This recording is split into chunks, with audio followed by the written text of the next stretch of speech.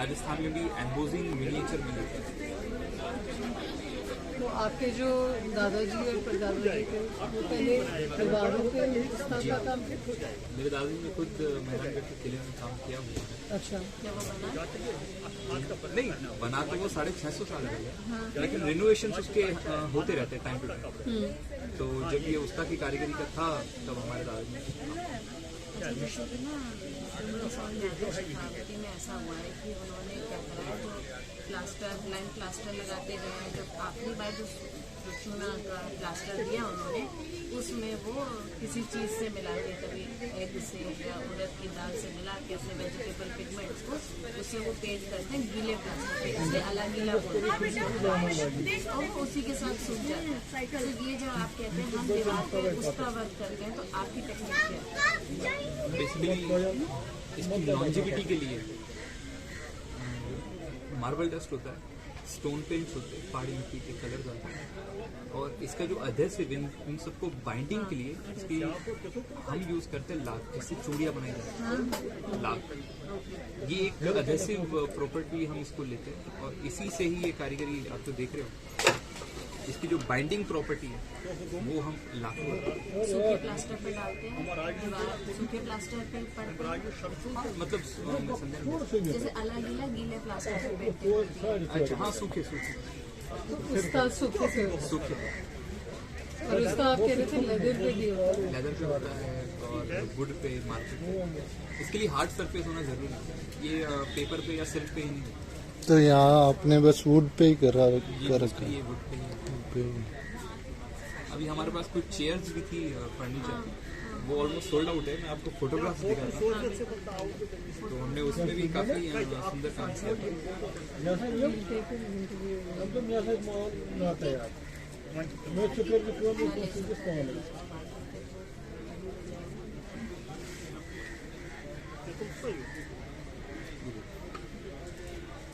ये बात आप कर सकते हैं मुझे? चेयर आप काम देखिए सर, हाँ मैं देख रहा हूँ, बहुत सुंदर है। ये सारा एम्बोजिंग है। पर आपको इसका मतलब ये समझ में आया कि आपकी आर्ट तो उतनी खूबसूरत इन चेयर्स पे है जितनी की खूबसूरत इस पे है, लेकिन यहाँ बिकती जल्दी है।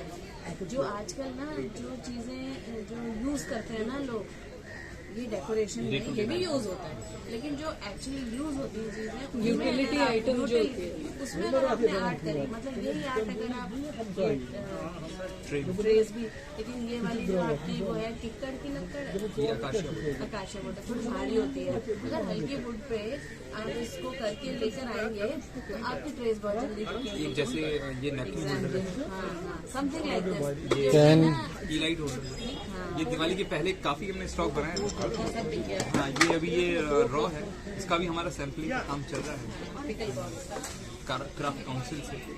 तो वो हम उनका हमारा ये सैम्पलिंग का काम है। जैसे आपने जो यूटिलिटी वाली जो चीजें बनाई वो हमसे वो प्रेफर करते हैं, जैसे फ्रेम्स है, नैपकिन होल्डर है, पेन स्टैंड होल्डर है, टी लाइट्स है, ट्रेस है, फर्नीचर बनाएंगे, चेयर्स बनाएंगे, टेबल्स हो सकता है।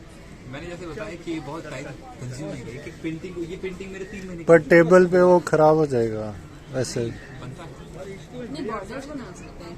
इवन आप इसे आप आजकल पेंट कौन सी यूज करते हैं? वही मार्बल डस्ट और वही लेकिन जैसे आप शेखावती में तो आप सारा नेचुरल कलर तो शेखावती में तो यूज नहीं होते हैं। कभी कभी कुछ कलर जैसे पर्शियन ब्लू है, ये नेचुरल ब्लू है, कुछ ऐसे कलर्स है तो ये क्यों नहीं हमें मिलते हैं? पहले तो मिलते हैं, जैसे पहले भी कलर्स यूज ही नहीं होते थे। आप जो देखेंगे नेचुरल में लिमिटेड चीज है, इनको बनाने को, इनको उसका प्रिजर्व तो करने मतलब क्या को होता है? उस्ताद डिराइव हुआ है उस्ताद से। अच्छा, क्या चीज समझ लिया? बीकानेर के आर्टिजन से ये 400-450 साल पुरानी बात है। और ये राजस्थान में फ्लरिश हुआ। जोधपुर के जो राजशाही घराने थे, पेट्रोनेज मिलेगा। हाँ, तो ये वहाँ से ही फ्लरिश्ड हुआ है। उनको उस्ताद करके बुलाया जाता था, जो ये कारीगरी में जो नोन थे। तो ये उस्ताद की कारीगरी वहाँ से ये शुरू हुआ। ये उस्ताद आई कहाँ से उसका? जो ये जो एम्बोजिंग वाला जो काम जानते थे वो उस्ताद को उन्होंने नोन किया, और वहाँ से उस्ताद वहाँ से ये 400-450 पुरानी साल। अभी की तारीख में देखे तो उस्ताद एक तरह से लैंग्वेजिंग है, ये एक लुप्त होता हुआ है राजस्थान, एंडेंजर्ड। मुगल कोर्ट में नहीं होता था इसका काम। जगह जगह मुगल कोड में ये जो मिनिएचर आर्ट फॉर्म है मुगल में राजस्थान, हमें इनले वाला काम ज्यादा देखने को मिलता है। मार्बल में जो इनले, ये काम ज्यादा देखने को ये जो राजस्थान का आपका मिनिएचर आर्ट है जो कि आप जैसलमेर में भी देखते हो, जोधपुर में तो उन्होंने मेहरानगढ़ फोर्ट में पूरा एक हॉल ही बनाया हुआ है जहाँ क्राफ्ट्समैन लगे हुए हैं, तो वो उस टेक्निक और इस टेक्निक में क्या डिफरेंसेस है? बेसिक्स मतलब मैं चाह रही थी आप इसको मिनिएचर आर्ट ऑफ राजस्थान से कंपेयर करें। समझ गया। मिनिएचर जो शुरू हुआ है, ये जहाँ तक मेरी समझ है तो ये पर्शिया से शुरू हुआ है। अपने इंडिया में जो कल्चर शुरू हुआ है, अच्छा, ये देखा जाए तो 2000 साल पुराने कैथोलिक चीज़ों में भी ये मिनिएचर के हमें मिलते हैं देखने को। लेकिन इंडिया में ये सब मुस्लिम कल्चर के आने के बाद ही ये जो मिनिएचर का फॉर्म है, ये तब से ये चीज़ें बननी शुरू हुई। मुगल कोर्ट से आई। कांगड़ा से लेकर हिंदुस्तान राजपूत शैली है, अपने जोधपुर के स्कूल्स है, उदयपुर स्कूल्स है, फिर इसके बाद पिछवाई बहुत काफ़ी फ्लरिश हुआ, बहुत वर्ल्ड फेमस गया नाथद्वारा के पिछवाई। तो बेसिक जो टेक्निक है, जो शैली है, ये सब सिमिलर ही है। जो कलम चलाने की जो शैली, अपने अपने प्रांतों में ये चीज़ें कि थोड़े से अपने नाम बन गए और अपने अपने सब्जेक्ट्स को लेकर इनके डिफरेंशिएट हमें देखने को मिलता। ये एक मोटा मोटी मुझे थोड़ा सा मिनिएचर का डेफिनेशन है। लेकिन ये जो miniature art usually Rajasthan, Jaipur school of art बोले या जोधपुर स्कूल ऑफ आर्ट बोले, उसमें ये पेपर पे ही दिखती है ना, पेपर पे, सिल्क पे। लेकिन आपके वाली को हार्ड सर्फेस चाहिए होता है क्योंकि आपका बाइंडर अलग है। उनका क्या बाइंडर होता है? उनमें नेचुरल कलर्स ही होते हैं। वही बाइंडर मतलब पिगमेंट्स नहीं पूछ रही हूँ, उनके बाइंडर। बाइंडर्स में देखिए, कलर्स में सारे हमारे कलर्स में भी और उनके कलर्स में, ये जो जैसे ब्लू, जैसे आपने लाख यूज करा, ये वो क्या है? एम्बोजिंग में मेरा लाख है, लेकिन कलर्स जो है इसके लिए नेचुरल बाइंडर होता है, वो होता है गोंद। हाँ, गोंद वो गोंद ट्री से, है ना? गोंद ट्री से जो निकलता है, पानी में रखना पड़ता है, गर्म पानी में, फिर ये लिक्विडिटी फॉर्म में तब उसको कलर में मिलाते हैं, और ये एक नेचुरल है। अच्छा, तो ये उड़द यही की सारे, दाल, उड़द की दाल या एग योक ये सब ये यूज नहीं। करते हैं। और वो आप कह रहे हैं वो मिनिएचर आर्ट जो है उसमें भी गोल्ड ही use उसमें है। लेकिन आपका ये जो इसको सुको वर्क कहते हैं ना, ऐसा सुको वर्क कहते हैं ना, जो आप एम्बॉसिंग कर रहे हैं, उसको क्या नाम? सुको अभी का ये आया हुआ एक शब्द है, सुको। जैसे हमें अभी कुछ नए आर्टिस्ट इटली नेशनल से अवार्ड आया है, इटली से आया है। जैसे नेशनल अवार्ड भी मिले हमारे इंडिया में भी, उन्होंने सुको अपना लिया है। कुछ मेरे नोन में है, मध्य प्रदेश के कुछ आर्टिस्ट है जो ट्री बनाते थे, ट्रीज बनाते हैं, तो उन्होंने कहा ये सुको है। हाँ, गोंद नहीं, गोंद डिफरेंट है, तो उनको भी नेशनल अवार्ड मिला है। तो एक तरह से वो नया इनोवेशन है, नया डिजाइन है। अच्छा, नेचुरल कलर आप बताइए कि ये कौन कौन से आप किस किस से यूज करते हैं? तो इसका मतलब अगर आप ये एम्बॉसिंग को छोड़ दो तो आपके और miniature art on paper silk के इंग्रेडिएंट्स में कोई फर्क कोई फर्क और टेक्निक में भी। कोई सब तो आप क्यों कह रहे हैं मुझे इसके लिए हार्ड सर्फेस चाहिए? तो आपका हर चीज को ये जो कलर है, ये थिक है, आपका ठीक है ना? आप एम्बॉसिंग की बात कर रहे हो कि वो हार्ड सरफेस मैं अगर एम्बॉसिंग को अगर मैं एम्बोसिंग हटा दूं तो मैं इसे कपड़े पे भी कर सकता हूं, मैं इसे पेपर पर पे एम्बॉसिंग का काम ही उसका कहते हैं ना। एम्बॉसिंग मेक्स इट उस्ता, किया जाए। विदाउट एम्बॉसिंग उस्ता नहीं है। मिनिएचर जो एम्बोजिंग जितना ये सब उसका है। तो आप कह रहे हैं उस्ता आपकी फैमिली से ही आया है। बिल्कुल आपने, क्योंकि आपने कहा ना हमने एक नया रीइन्वेंट करा है, हमने मिनिएचर में उसका ये हमारा काम है। ये मैं आपको डायरेक्टली कह सकता हूँ, ये चीज आपको हमारे अलावा कहीं नहीं मिलती, ये हमारा ये ब्लेंडेड मिनिएचर पेंटिंग विद उस्ता। या एग्जैक्टली उस्ता वो थ्रोन वोन पे होता था पहले, आपने मिनिएचर में उस्ता डाला। करेक्ट। ठीक है, नेचुरल कलर्स बताइएगा आप, पीला किससे, येलो किससे? पेवड़ी पीला से आती है।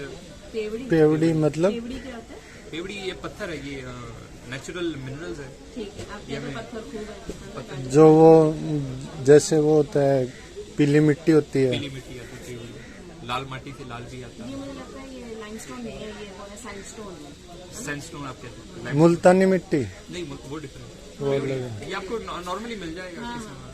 जैसे जैसा मेरे पास जैसलमेर का तो पीला पत्थर है, वो एक तरह से हार्ड स्टोन है, वो पेंट के लिए यूज नहीं आता, उसके लिए थोड़ा सा चिकना रहना, सॉफ्ट रहना जरूरी है। येलो केवड़ी से आता है, लाल माटी से आता है, वाइट जिंक से आता है, हरा लीव्स से आता है, और ये स्पेशलाइज एक लीव्स है जिसे बोरस कहते हैं। बोरस।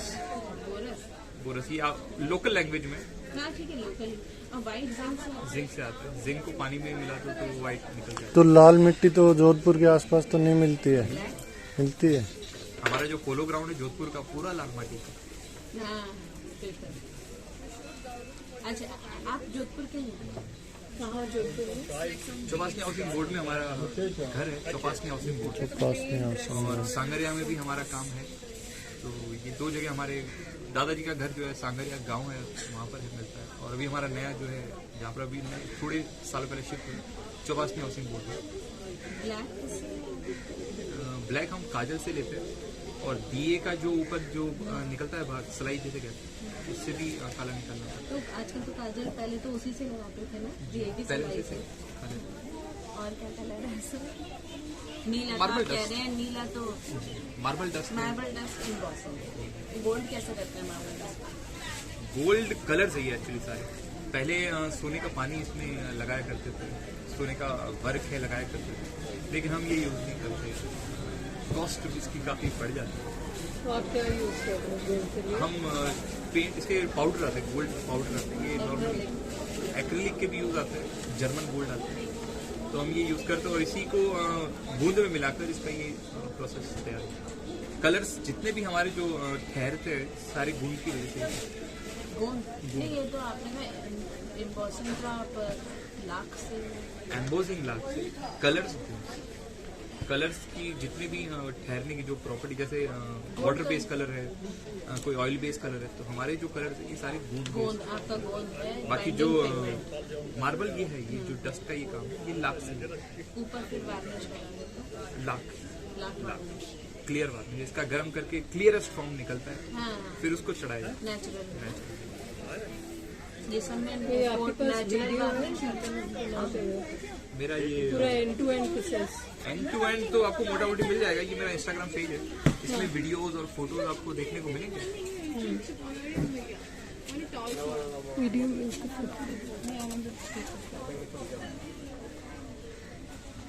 अब आपको क्या प्रॉब्लम आ रही है? आपका तो फर्नीचर सारा दिख रहा है, नहीं या ऐसा नहीं, आपको कुछ लग रहा है लोगों को टेस्ट बदल रहे हैं, और अब आपको क्राफ्ट के हिसाब से थोड़ा सा मॉडिफाई इसमें मैं दो तो ये तीन मेरे तो ये है कि फर्नीचर बिकेगा, फर्नीचर में सोचना पड़ेगा, कबर्ड्स में लगाया जा सकता है। अच्छा से लोग बहुत पैसा खर्च करते हैं ना फर्नीचर पे, और जैसे कि वो कर्टन की रॉड्स होती हैं, उनके बनाए जा सकते हैं। दो तीन चीजें हैं, जैसे इसमें सबसे बड़ी चीज तो ये मानना पड़ेगा हम कि जो इंडिया की जो आर्ट को लेकर जो एक सोच थी, एक नजरिया था, ये मोटा मोटी ये मेजोरिटी अब वो रहा नहीं। वेस्टर्नाइज कल्चर, फर्नीचर, जो इंटीरियर है, ये ज़्यादा उसकी तरफ झुकाव गया है लोगों का। तो जो पहले जो पैटर्नाइज जो होता था आर्ट को लेकर, जो हर लोग ट्रेडिशनल थीम को प्रेफर करते थे, अब ऐसा देखने को मिलता नहीं। अगर हम जितना भी एफर्ट्स करें, लेकिन वो मार्जिन जो है हमारा कि 100 में से जो कस्टमर हमें मिलेंगे वो बहुत घटता जा रहा है। हमारा जो बिजनेस का जो एक रेशो है, यूँ समझिए 100 में से 5 लोग हैं जो इसको ट्रेडिशनल ये कंसेप्ट को प्रेफर कर रहा है। और दूसरी दो तीन चीज़ें इसमें यह है कि अगर ऐसा नहीं है कि लोग जो 5% की जो मैं बात कर रहा हूँ, अगर उनके लिए कोई ऐसा प्लेटफॉर्म हो जो आर्टिजन्स को डायरेक्टली मिल सके, हमें मतलब ऐसे वेट ना करना पड़े कि शायद कोई आए और कोई देखे। ऑनलाइन प्लेटफॉर्म ऑनलाइन भी है, लेकिन कमर्शियलाइज आज की तारीख में इतना हो गया है कि हमें पता ही नहीं चलता कि मतलब हम कहाँ हैं। आप कितना, जैसे अभी आप ट्रेडिशनल मिनिएचर और ट्रेडिशनल उत्साह का काम कर रहे हैं, बिल्कुल जैसे होता आ रहा था वैसे आप कितना ओपन होंगे, मतलब आप करना चाहेंगे क्या कि अगर आपको कोई डिज़ाइन आइडिया दे बिल्कुल हटके हो पर आपका प्रोसेस वही रहे, आपका काम करने का तरीका वही रहे, आप क्या नए डिज़ाइन तरीके को अपनाना चाहेंगे? जरूर, इसके लिए कभी ना जैसे कि कोई एक तरह से एक प्रोग्रेसिव सोच है जो होनी चाहिए हर आर्टिस्ट को, हर एक आर्ट फॉर्म को रखनी चाहिए। तो मैं तो हमेशा इसके लिए हूँ। मतलब बिल्कुल ट्रेडिशनल मोटिव से हट के। तो आपके पास वैसे समझ लो कोई बेस्ड है पहले से पिक्चर, उसमें भी आप फिर पेंट करके मैं इसका एक एग्जांपल आपको देता हूँ। हमारे डिट्रॉइट के क्लाइंट हैं, उन्होंने हमें बताया कि हमें लास्ट सपर बनाना है, जो डा विंची का एक सब्जेक्ट है फेमस लास्ट सपर। तो वो हमें उन्होंने कहा कि बनाइए, आप अपने स्टाइल में बनाइए, हमें राजस्थानी टिपिकल स्टाइल में बनाइए। तो हमने वैसा बनाया और राजस्थानी टिपिकल स्टाइल में लास्ट सपर बनाया। आपको बताता हूँ। वो तो दिखाना जरूरी है। वो तो बनते हैं दिखाना। मोनालिसा टाइप मोनालिसा नहीं है, बनी ठनी।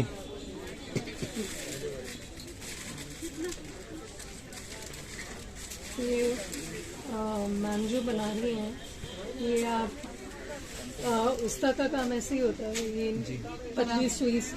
ये आपका ग्लू ही है, ये फेविकोल एम्बोस का काम है। एम्बोस? ओह वाह, बहुत सुंदर है ये तो, है ना? This is so nice. इसको ऐसे रखा करने में नहीं, मैं फोटो आप मुझे व्हाट्सएप करो। मैं आपको कर देता हूँ। 9650। तो ये जो थीम जो लग रहा है ये राजस्थानी टिपिकल का है, लेकिन जो सब्जेक्ट है ये चेंज नहीं किया है। जैसे इसमें हम अपना बनी ठनी और ये स्टाइल तो रख नहीं सकते। बनी थानी मतलब ये जो इसको बनी थानी स्टाइल कहते हैं। नहीं, पेंटिंग है, वो पेंटिंग का नाम है।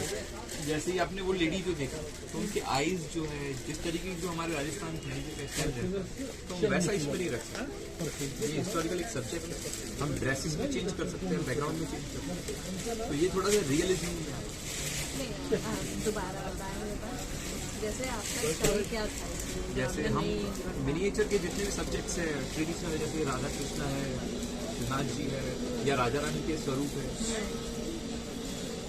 इसमें आप ऑर्नामेंट्स बनाते हो। इनके नहीं, अब जैसे ये सब्जेक्ट देखिए, अब इनके फेसेस आइडेंटिकल हैं। हाँ, इनके जो फेसेस, जो चेहरा बनाने की जो तकनीक है, जो चेहरा बनाने की शैली है, ये सब एक आइडेंटिकल चीज है, इसमें रियलिज्म नहीं है। और ये जो चीज है इसमें रियलिज्म हमें रखना पड़ता, ये चीज मैं बता रहा हूँ। तो ये क्यों नहीं है, मतलब आपको लगता है क्यों नहीं था? पहले लोग बनाते थे नहीं, अगर स्टाइल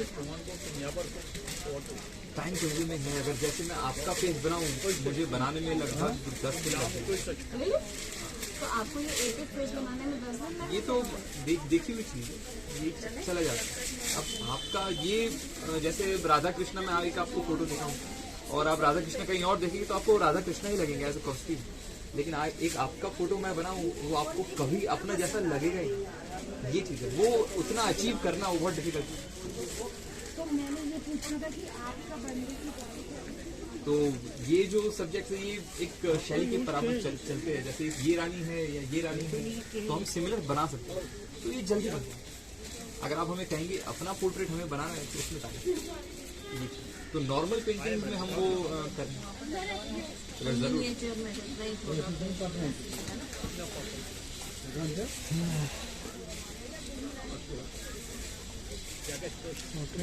वैसे आपकी जानकारी के लिए मैं ये भी बताना जरूर चाहूँगा कि मैं LLB ग्रेजुएट हूँ और अभी हाल ही में कोविड के बाद से ही मैं इसकी तरफ झुका हूँ। जैसे हमारे जितने भी सर्कल में थे आर्टिस्ट, जितने भी जैसे हमारे ओम जी उस्ताद है, ताऊ जी के जो लड़के हैं, सब अलग अलग फील्ड में, कोई बैंकिंग सेक्टर में है, कोई डॉक्टर है, सब अपने मतलब वो जॉब वो उसमें चले गए, आर्ट की तरफ कोई नहीं।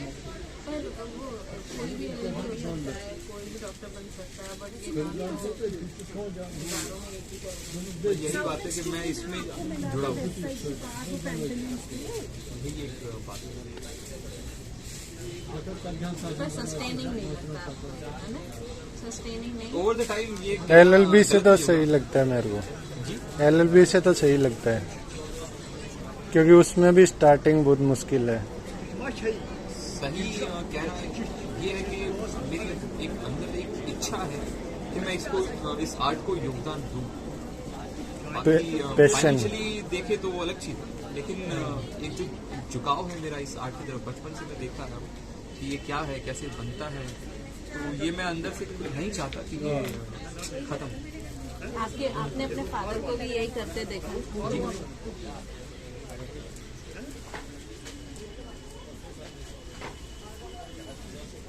एम्बॉसिंग कैसे हो रहा है वाइट से? मुझे लगा एम्बॉसिंग तो ऊपर से होता है ना? अच्छा, एम्बॉसिंग करने के दो तरीके। हाँ, एम्बॉसिंग एम्बोजिंग करने के दो तरीके, जैसे मैं आपको बताऊं कि जैसे यही देखिए आप, तो इसकी पहले ड्राइंग होगी, फिर जो पेंट है उसको कलम में उठाकर ये इस पे रखा जाता है, और जो पॉइंट्स है ये इससे निकाला जाता है। एक ये तरीका है, और एक ये निप्स है, ये थोड़ा सा फास्ट तरीका। आपने कब सीखा ये? शादी के बाद? हाँ, शादी के बाद ही सीखा?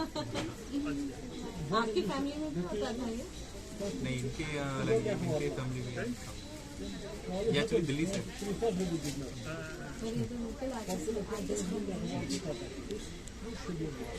सही है, तो आप ही सारा मतलब आपको नहीं बनाते कि किसी को भी involve करते? हमारा फैमिली है, ये फैमिली बिजनेस है हमारे। जैसे मैंने उनके उस्ताद ने बताया, ये हमारे काफ़ी पुराने साथ में काम किया हुआ। तो आपको एक बनाने में कितने लोग लगते हैं? अगर एक मिनिमम एक कोई पेंटिंग बनाने में 3 लोग रिक्वायर मस्ट। जैसे फेस का जो काम जानता है वो ये काम नहीं करता, जो ये काम जानता है वो ये नहीं करता। दोनों नहीं कर सकते।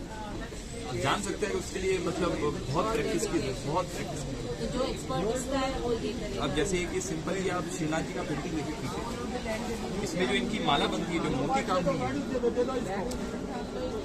अब जैसे इसका मैं आपको आपने कुछ स्टड्स लगाए हैं ना? ये तो डायमंड है, लेकिन जो मोती काम आप जो देख रहे हो, बारीक जो पॉइंटेड की जो देख रहे हो, हाँ, और ये ऊपर भी ना? जी हाँ। तो जैसे पानी की 2 बूंदें हम आपस में रखो तो मिल जाती है। तो ये कलर पहले लिक्विड फॉर्म में ही होते हैं। आप देखेंगे कि ये डॉट्स जो है, मोती काम जो है, ये सेम साइज में है, सेम डिस्टेंस में है। यही जो है काम की परख करने वाली, क्योंकि जैसे ये है, अगर ये लग गया और मैं इसे अगर मिल गया और मैं पहुंचूंगा तो वो कलर पीछे बैठ जाएगा। आप देखेंगे इसमें पहले बैकग्राउंड कलर हुआ और फिर ऊपर से मोती काम, ये खराब नहीं हुआ। तो ये बहुत ही डेडिकेशन, बहुत ही पेशेंस वाला, इसको प्रैक्टिस है इसकी, ये वही करता है। तो 2-3 लोग इसलिए चाहिए बैकग्राउंड बनाता है, एक ड्रेसेस है, एक फेस जो बैकग्राउंड है, ये सब इस पे काम करता है, और उसके ऊपर ये मोती वाले काम है, जी एम्बोसिंग काम है, और इसके ऊपर फेशियल फीचर्स के काम है, लेयर बाय लेयर प्रोसीजर। आप ये कह सकते हैं कि मैं कर तो सब कुछ सकता हूँ, लेकिन फाइन कुछ भी नहीं। अच्छा, you are not an expert. मैं एक्सपर्ट हूँ, ये मैं आपको कह सकता हूँ, इसमें कोई झिझक वाली बात नहीं। इसमें बहुत मदद साधना है। बहुत सारा और जो लोगों ने LLB नहीं करी और यही करते रहे, उनमें ज्यादा साधना करी। ये मैं आपको बिल्कुल बेझिझक कह सकता हूँ कि इसमें सच में बहुत पेशेंस की जरूरत है। तो आप उन लोगों को जानते हैं जो, है ना? जैसे कि आपको अगर किसी ने कहा मुझे दा विंची का लास्ट सफर बनाओ, तो आप उन्हें से करा। मेरे फादर आर्टिस्ट, मेरे ताया जी आर्टिस्ट, मेरे चाचा आर्टिस्ट। अब ये वाइफ हमारे 8 साल में शादी, ये भी इतना करना जानते हैं। तो अगर मुझे भी अगर पेंटिंग बनानी तो मैं बना सकता हूँ। अभी नेशनल अवार्ड के लिए मैं एक पेंटिंग तैयार कर रहा हूँ, बता दूंगा फोन पे, तीनों ले आना। तो ऐसा नहीं है कि मैं नहीं कर सकता, लेकिन ये कहना कि मैं बिल्कुल करूँगा, ये मुझे नहीं लगता कि सही वक्त है ये बोलने।